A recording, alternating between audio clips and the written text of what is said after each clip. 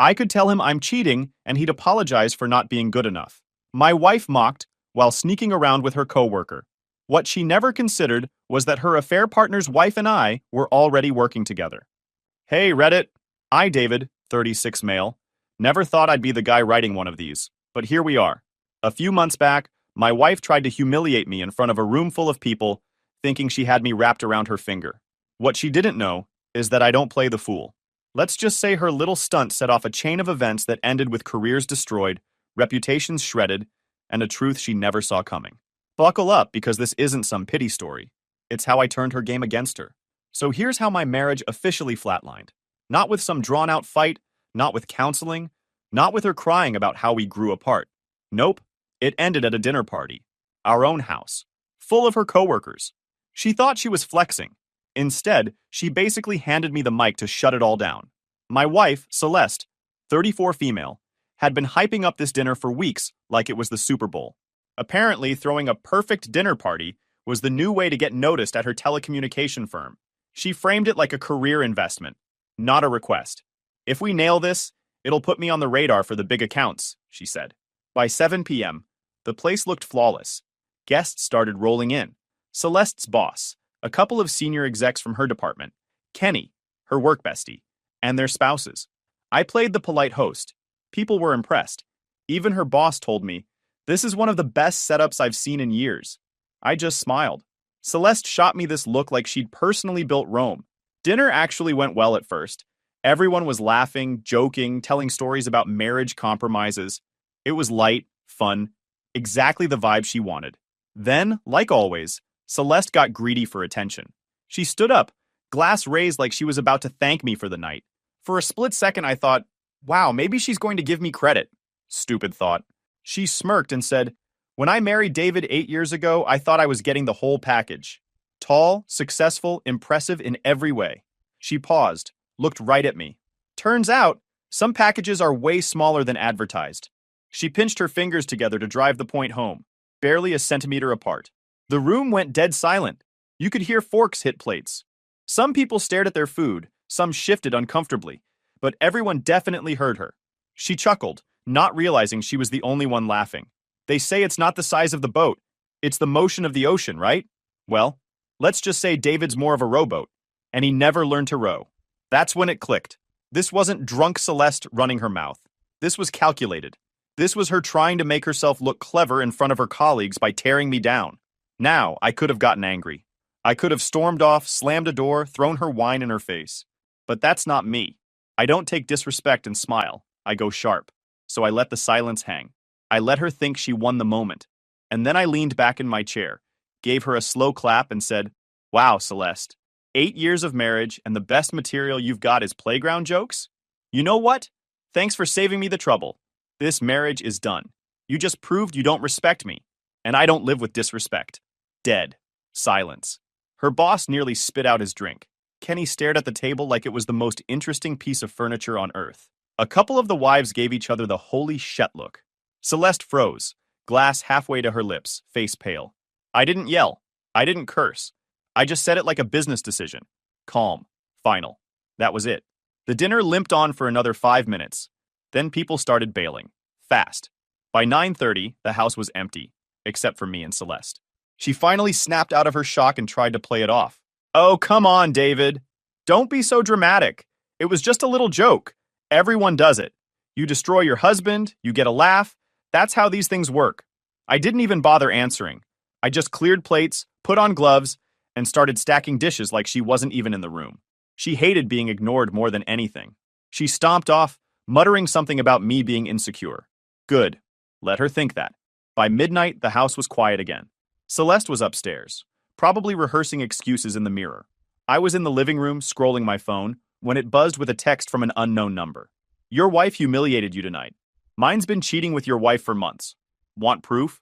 My pulse jumped. I typed back, "Who is this?" The reply came quick. "Tiana. Kenny's wife. Kenny. The guy who couldn't look me in the eye all night. The guy Celeste glanced at right after her little rowboat line. Tiana. We need to talk. Tomorrow. Coffee shop downtown. I'll show you everything." I sat back on the couch, phone glowing in my hand. So this wasn't just disrespect. It was betrayal. Celeste thought she'd humiliated me tonight. She had no idea what she'd actually done was give me the green light to end her career, her affair, and her ego in one clean strike. And the best part? She wouldn't even see it coming. The next morning, Celeste tried to run damage control. She came downstairs all chipper like she hadn't just torched our marriage in front of her entire department.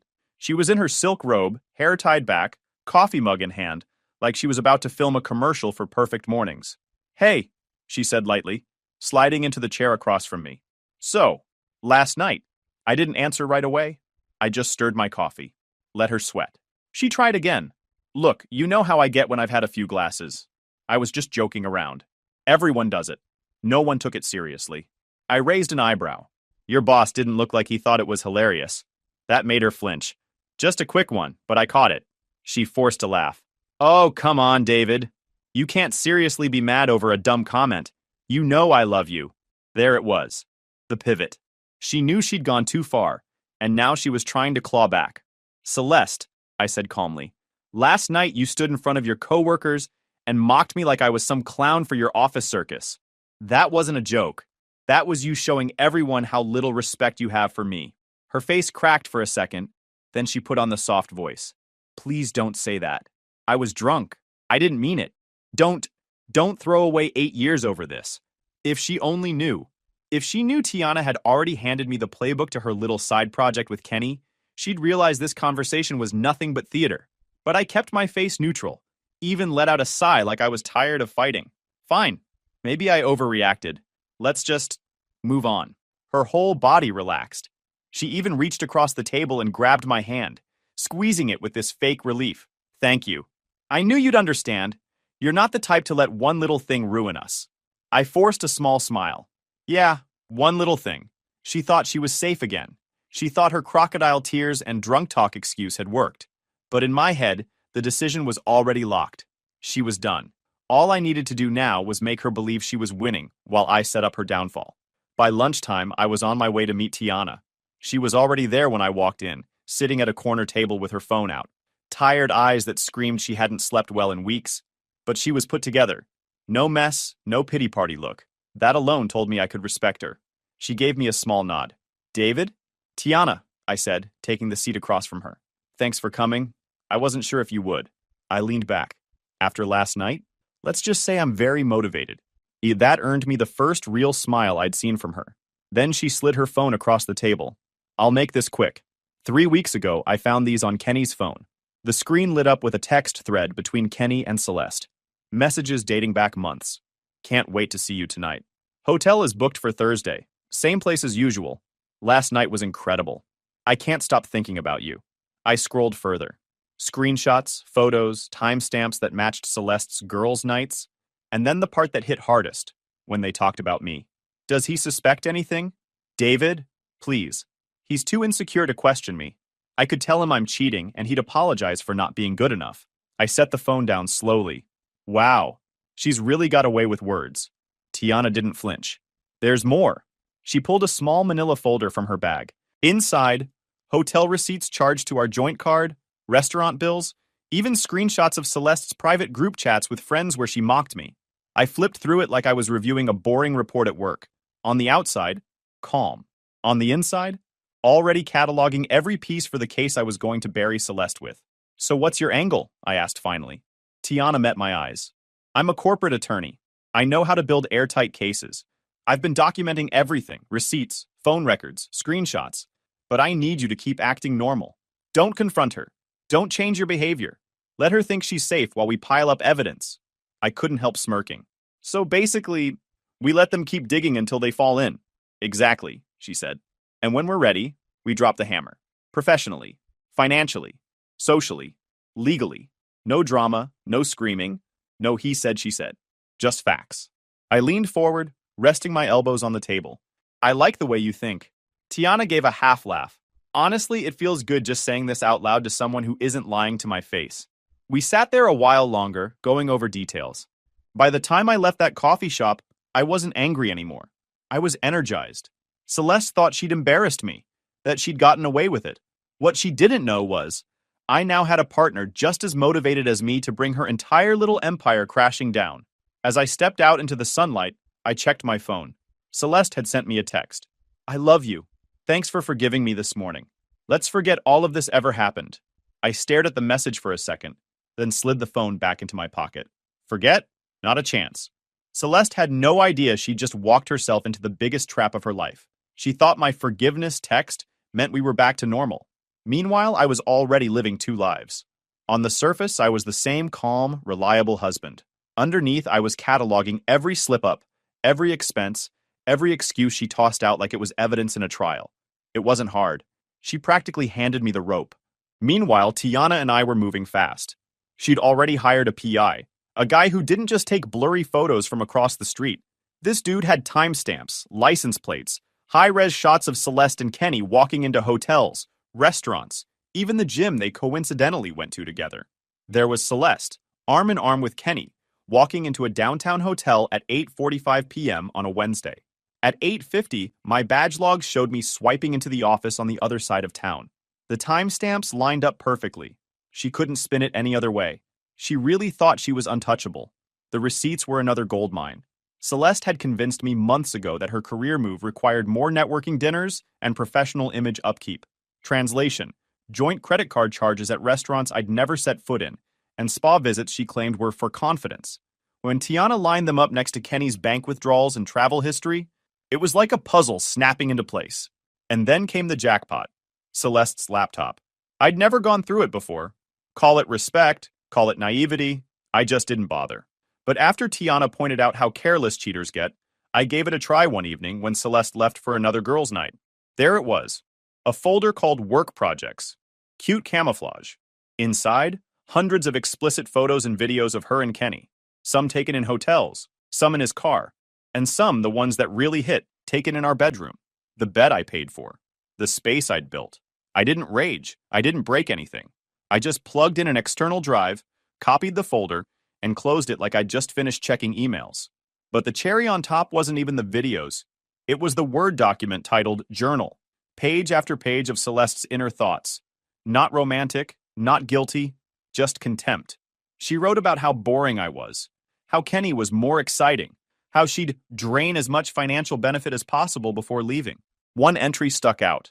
Kenny says I should feel guilty lying to David, but honestly, it's almost his fault for being so oblivious. If he paid more attention to me, maybe he'd notice I don't smell like book club. Book club. That was her excuse for months. And here she was, mocking me in her digital diary like I was some clueless sitcom husband. I copied the whole thing, date-stamped it, and added it to the folder Tiana and I were building. At home, I kept playing my role. The calmer I was, the more smug she got. She even tried guilting me into paying for a career development workshop in Chicago. 2 nights, expensive hotel, flights, all of it conveniently matching Kenny's business trip. I refused. Obviously, Tiana and I became a solid team. She wasn't bitter or sloppy, she was sharp. We'd meet twice a week, compare notes, and keep stacking evidence. The PI fed us photos. Tiana lined up the itemized phone records from our carrier statements. Timestamps of every call, every text, all matched against Kenny's schedule. I handled the digital side, emails, receipts, Celeste's laptop. There were moments where Tiana would laugh at how entitled Celeste sounded in her messages. She really thinks she's running the game, she said once, scrolling through a text where Celeste bragged to Kenny about manipulating me. She's playing checkers, I said, sipping my coffee. We're playing chess. By the end of that month, we didn't just have suspicion. We had a case that would make any lawyer drool. Receipts, timestamps, videos, journal entries, PI surveillance, even proof she used our joint account to pay for Kenny's gym membership. All neat, all documented, all ready. The only thing left was patience. Celeste thought she was living her best life, juggling me and Kenny, playing Career Woman of the Year. I let her enjoy it. The higher she climbed on her little pedestal, the harder the fall would be when Tiana and I kicked it out from under her. So every morning, I kissed her on the cheek, packed her lunch, and waved as she drove off. And every night, I added another piece to the file that was going to end her career, her relationship, and her ego in one strike. At this point, it wasn't about catching Celeste anymore. It was about planning the stage for her downfall. And Tiana, credit where it's due, had a mind like a sniper.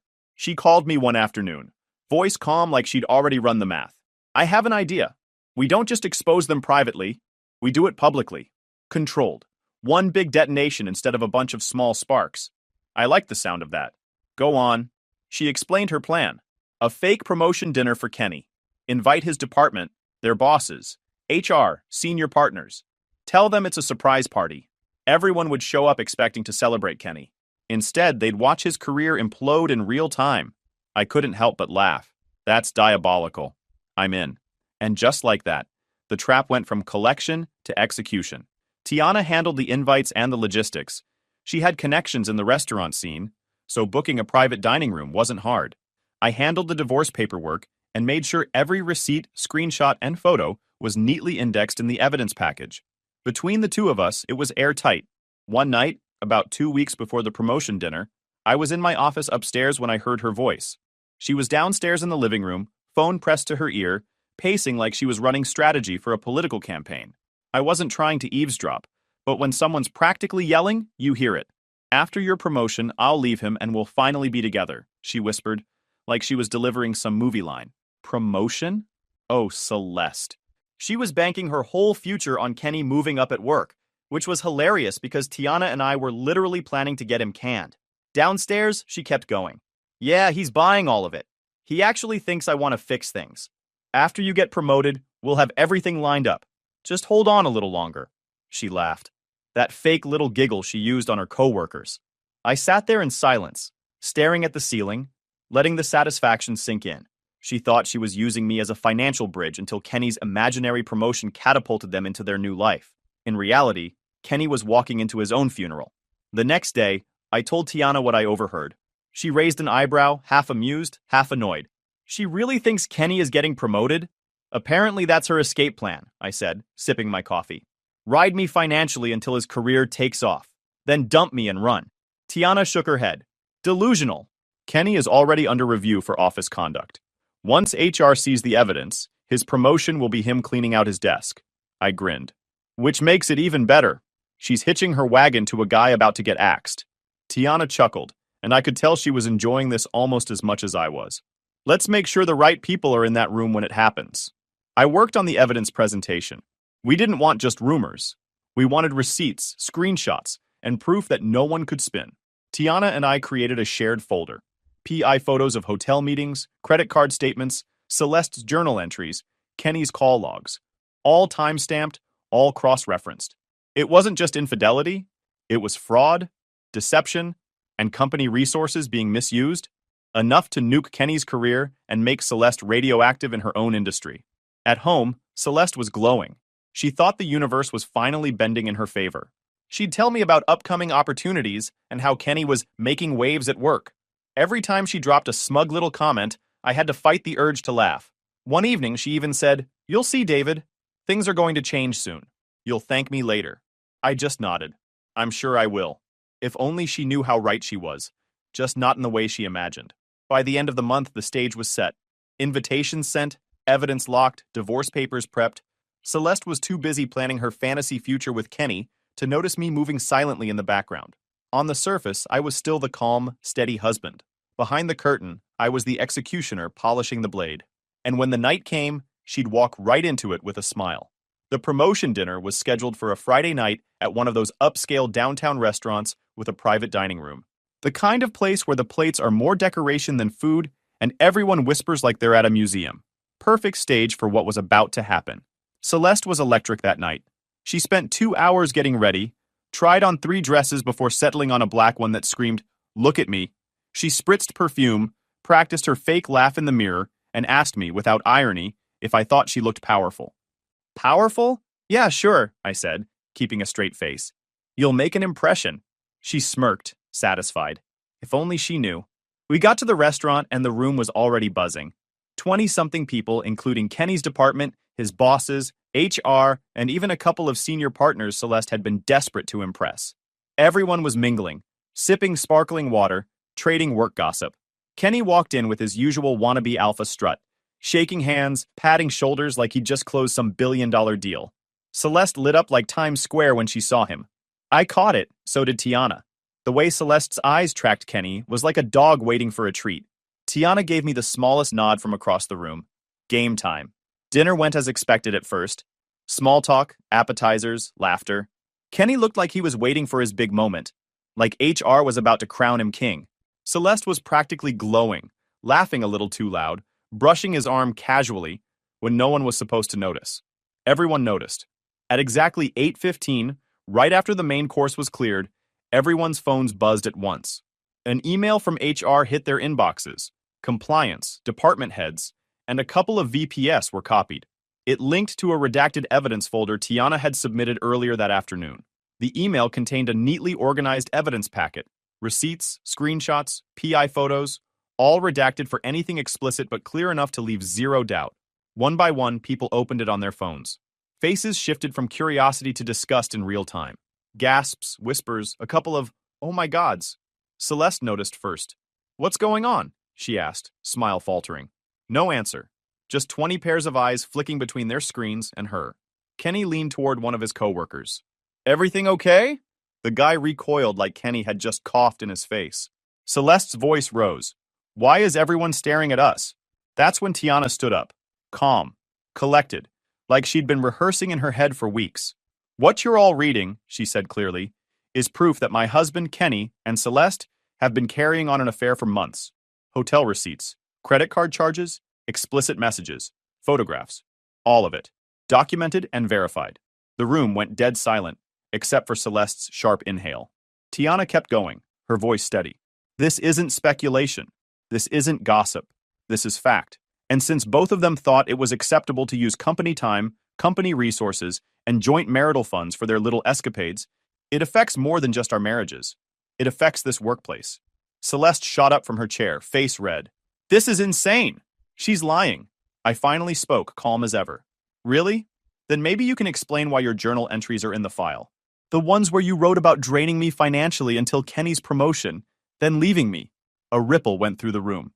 Kenny froze, his whole act crumbling in seconds. Celeste's mouth opened, but nothing came out. She looked around, desperate for backup, but all she saw were glares. I leaned forward slightly, letting the sarcasm drip. "Guess the promotion plan didn't cover getting exposed in HD." Half the room tried not to laugh. The other half didn't bother hiding it. Right on cue, the door opened. A process server walked in, holding 2 envelopes. He walked straight to Celeste first, set the papers down in front of her. "Divorce petition. You've been served." Then he turned to Kenny. "Another envelope. Same for you." Kenny's hands shook as he reached for it. Celeste didn't touch hers. She just stared at the envelope like it was ticking. Tiana stepped forward. "Both divorces were filed this morning. All evidence has already been submitted to HR, to compliance, and to our attorneys. Tonight isn't about revenge, it's about accountability." The room was buzzing again, whispers everywhere. Kenny's boss had his phone out, probably already texting HR. Celeste's boss looked like someone had just pulled the floor out from under his career ladder. Celeste turned to me, eyes wide, voice shaking. "David, please, we can fix this. Don't do this here." I stood, straightened my jacket, and looked her dead in the eye. "You humiliated me in front of your colleagues weeks ago. Difference is, I'm not using lies. I'm using facts. You wanted a show? Here it is." The last thing I saw before walking out was Celeste crumbling into her chair, face buried in her hands, while Kenny muttered something about "not like this" under his breath. The trap had sprung, clean, surgical, exactly how I wanted it.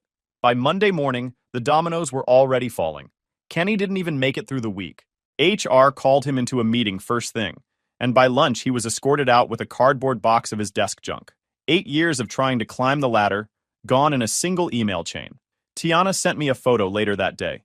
Kenny standing outside the office, tie loose, face red, box in hand. She captioned it, "Promotion Day." As for Celeste, she lasted a few more days. Technically, they let her resign. But let's be real. It was either resign or get canned. The story spread fast. Corporate types love gossip, and an affair mixed with company policy violations is like blood in the water. By Friday, she was officially unemployed. The fall from grace was brutal to watch, and honestly, entertaining. These two thought they were going to upgrade their lives by cutting corners and playing dirty. Instead, they got tossed out like spoiled leftovers. Celeste, meanwhile, was scrambling. She tried applying at other firms, but her reputation followed her like a bad smell. Word was out. She wasn't just unprofessional, she was reckless. No serious firm wanted that kind of liability. So she downgraded. Started picking up temp jobs, assistant roles way beneath what she thought she deserved. For a woman who bragged about being on the rise, Working part-time admin at a boutique agency had to feel like eating dirt. But Celeste wasn't just struggling financially, she was spiraling mentally. That's when the desperate stunts started. First, she tried to smear me, told mutual friends I was controlling, that I'd set her up, that I'd hacked her laptop and fabricated evidence. Problem was, Tiana and I had such airtight documentation that no one bought it. Screenshots, receipts, timestamps, PI footage. You can't fake all that. When the rumors didn't stick, she escalated. She tried to get spousal support through the divorce case, and on top of that, she filed a separate claim for emotional distress. Because I'd ruined her career. I almost laughed when the paperwork arrived. Tiana hooked me up with a family law contact who was practically giddy to handle it. Court day came, and Celeste strutted in like she was about to deliver a TED talk. Her lawyer tried painting me as some bitter ex who wanted revenge. Then my lawyer calmly dropped the receipts. Credit card statements, her journal entries, explicit photos, even her texts bragging about bleeding me dry until Kenny got promoted. The judge barely let her finish her rant before shutting it down. Case dismissed. Celeste left the courtroom red-faced, muttering about appeals that never came. Kenny wasn't faring any better. He and Celeste tried living together for a while after the implosion, but without money or careers to prop them up, the cracks showed quick. Neighbors started noticing the fights, loud, nasty, constant. One neighbor even recorded a screaming match in their apartment parking lot. Celeste was shouting that Kenny had ruined her life, and Kenny fired back that she was dead weight, who wasn't worth losing his marriage over. The video leaked online. I'd be lying if I said I didn't watch it more than once. Kenny moved back in with his parents in the suburbs. Not exactly the power move Celeste had been fantasizing about. Tiana and I would trade updates sometimes, both of us shaking our heads at how fast they burned each other down. She put it perfectly one night. We didn't even need to finish them off. They're finishing themselves. Meanwhile, I was thriving. Work gave me another promotion. Apparently handling your personal life with precision and not letting it bleed into your job is impressive to senior management. I bought a condo downtown, upgraded my car, started hitting the gym harder. My life was leveling up while Celeste's was collapsing like a bad Jenga tower. And I'll admit, I enjoyed the contrast. Celeste once wrote in her journal that I was stable but boring.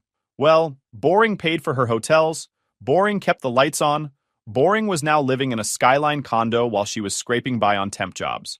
Funny how that works, but Celeste couldn't leave well enough alone. After the court loss, after the failed smear campaign, she still tried to poke at me. She sent me long, rambling emails, half apologies, half accusations. One started with, "I know I hurt you, but you destroyed me worse," and ended with, "You'll regret this when you're alone." I never replied. Silence is louder than any clapback.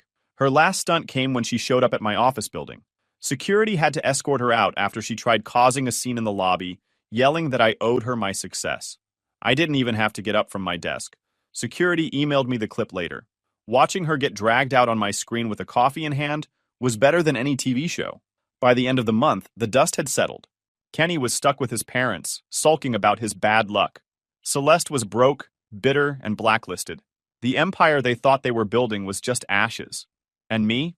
I'd never felt more in control. I didn't just survive their betrayal, I used it as fuel. Celeste's little rowboat insult turned into a launch pad.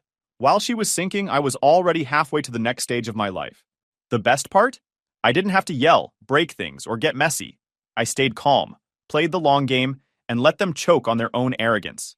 Clean, surgical, exactly how I wanted it. But what I didn't know that Celeste had no limits to her delusion. I thought her story was finished. Fired, blacklisted, broke, abandoned by Kenny, reputation shredded. In my mind, she was just another cautionary tale of arrogance meeting consequences. But Celeste wasn't done. People like her never admit defeat. They don't retreat quietly. They go nuclear. By this point, I was living the upgrade. Condo with a skyline view, job promotion that came with a corner office, gym routine that actually showed results.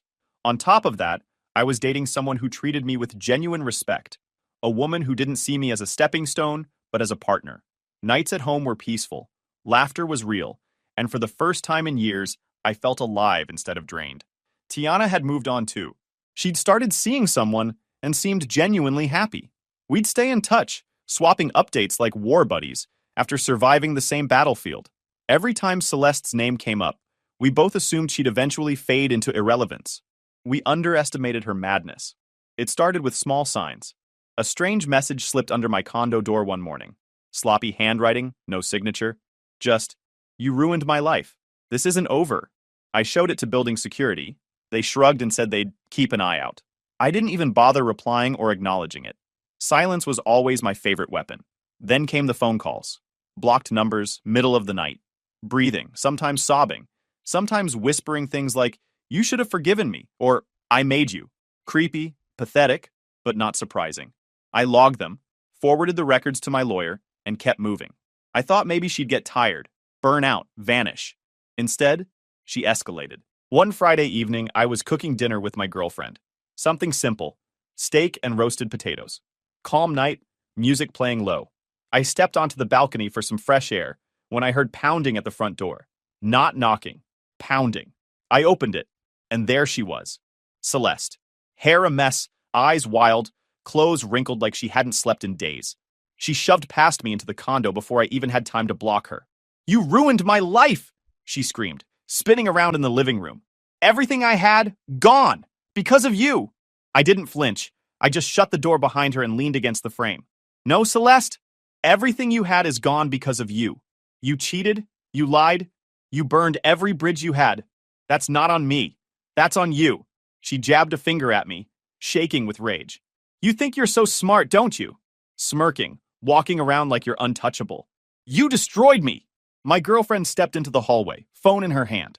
Should I call the cops? She asked. Not yet, I said calmly, keeping my eyes on Celeste.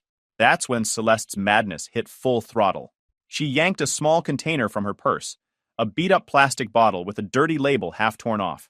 My stomach dropped, but I stayed rooted. You don't get to win, she shrieked, and with one violent motion, she hurled the liquid at me. It hit my arm, splashing across my skin.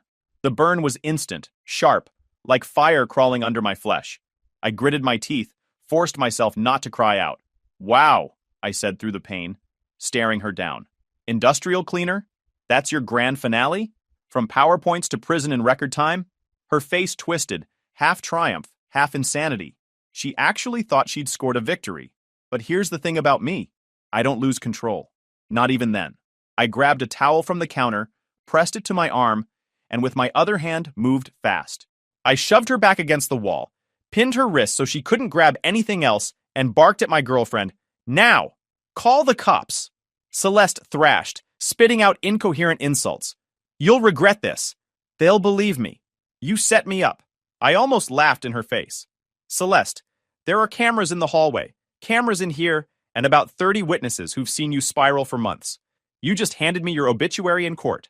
My girlfriend had 911 on speaker, calmly giving details while I held Celeste in place. The operator told us to stay where we were. Cops were en route. 5 minutes later, they arrived. Lights flashing, neighbors peeking from their doors. 2 officers came in, saw me holding Celeste against the wall, and immediately separated us. I lifted the towel to show the burn. One officer's expression hardened. Ma'am, you're under arrest for assault with a harmful substance. Celeste went ballistic, kicking, screaming, shouting about conspiracies. He ruined me. He deserves it. You don't understand. The officer cuffed her, reading her rights while she squirmed. My girlfriend filmed the whole thing. That video would later become Exhibit A. The charges stacked up fast. Aggravated assault with a caustic substance, trespassing, harassment, and violating a stay-away order from the divorce decree. My lawyer didn't even have to sweat. The DA practically gift-wrapped the case. Celeste ended up in prison. Not county jail. Actual prison time. She cried in court, begged the judge for leniency, claimed she was mentally unstable from stress. The judge wasn't buying it. Too much evidence, too much intent. When the sentence was read, she collapsed in her chair, sobbing. I sat in the back row, arm bandaged, face calm. Not smiling, not gloating, just watching the inevitable play out. Life after that felt clean. The final thread had been cut. Celeste was no longer a nuisance, no longer lurking in the corners of my life. She was locked away, exactly where she belonged. My arm healed, scar faint but permanent. Honestly, I don't mind it. Every time I see it, I'm reminded of 2 things. How far she was willing to go, and how far I came by refusing to sink to her level. The best revenge wasn't the exposure dinner. It wasn't the lawsuits, or even the look on her face when the divorce papers landed. The best revenge was patience. Strategy. Letting her light the match and burn herself down while I built something stronger. Celeste ended in prison. I ended with freedom. That's the kind of balance you can't buy. YouTube just dropped this new hype feature. If you're hooked on this story, smash that hype button. It tells YouTube this video deserves to blow up, and it keeps even crazier stories coming your way.